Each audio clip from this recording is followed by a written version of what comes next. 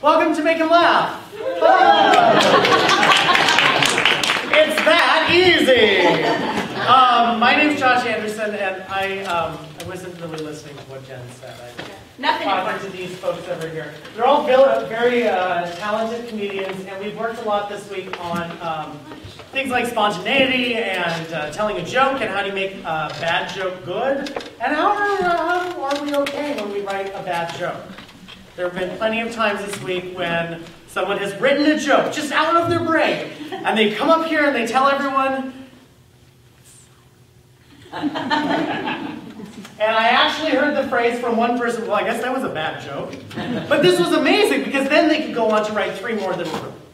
So what you're going to see tonight is both a product of their own joke writing, but also all week long we've been watching sort of the masters of comedy. You know, we watched some Monty Python, and we watched some French and Saunders, and some Kids in the Hall, and what else? Saturday Night Live, and I Love Lucy, and SpongeBob SquarePants. I mean, we just sort of spanned everything. And Pinky and the Brain, that was today. What else? Yeah, we watched some Ellen. There's a ton of stuff. Anyway, but some of this comes out of the product of their saying, let's do that scene, or let's do that sketch. So what you'll see tonight, some of it might be a little bit familiar to you. And then some of it's absolutely absurd and just bizarre. But sometimes that's funny too. All right, so without further ado, let's begin. Comedy is very, very serious. It takes a fine understanding of tragedy, the fine line between suffering and joy, and an excellent understanding of comic timing, and, well, really the pain that we all feel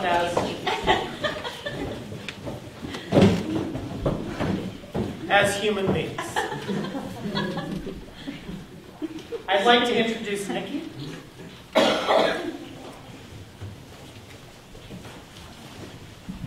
Why did the kid drop his ice cream? I don't know why. He got hit by a bus.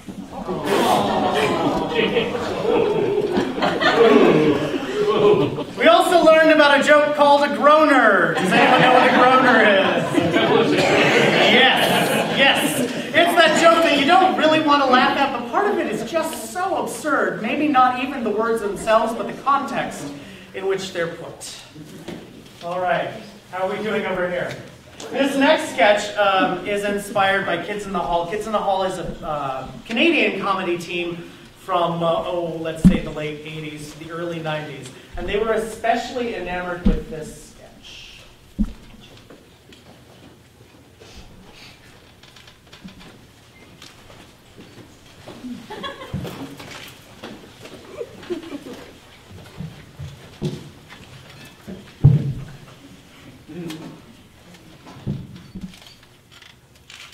Three Helens agree. Laughter is the best medicine. I always brush my teeth before I go to sleep.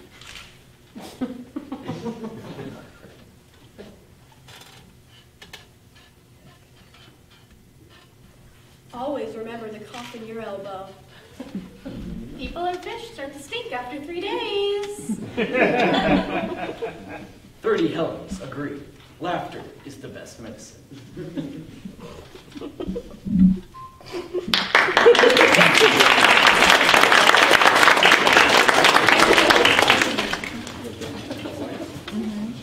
This next sketch was put together in about 7.5 minutes by some brilliant comedians who were inspired, again, by Kids in the Hall.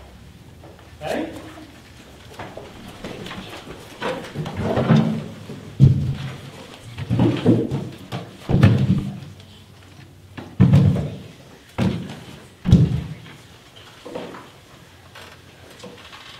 Sketch comedy. What is it? What is required?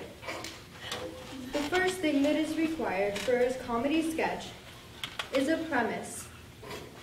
How about a what-if premise? What if a man awoke to find that his chest had been colonized by Spain? I think it's just in the name of Spain. The premise has been established. The next thing that is required for this sketch is a conflict.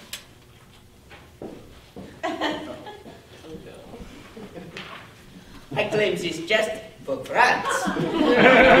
Spaniard, Frenchman, my chest, Olga. The conflict has been set in motion. The scene is doing very well. But it's not my birthday. Oh, yes, it is. No, it's not. Yes, it is. Take your bomb back. No. The final thing required for this to be a full, well-rounded comedy sketch is a resolution. She'll speak, stop face. Why I should cut out your eyes and sell them to my angry sister. There I bring this just from Mother Russia. Good morning. Notice the mug to the audience. This indicates that the punchline has been delivered. This is usually followed by a blackout. Blackout.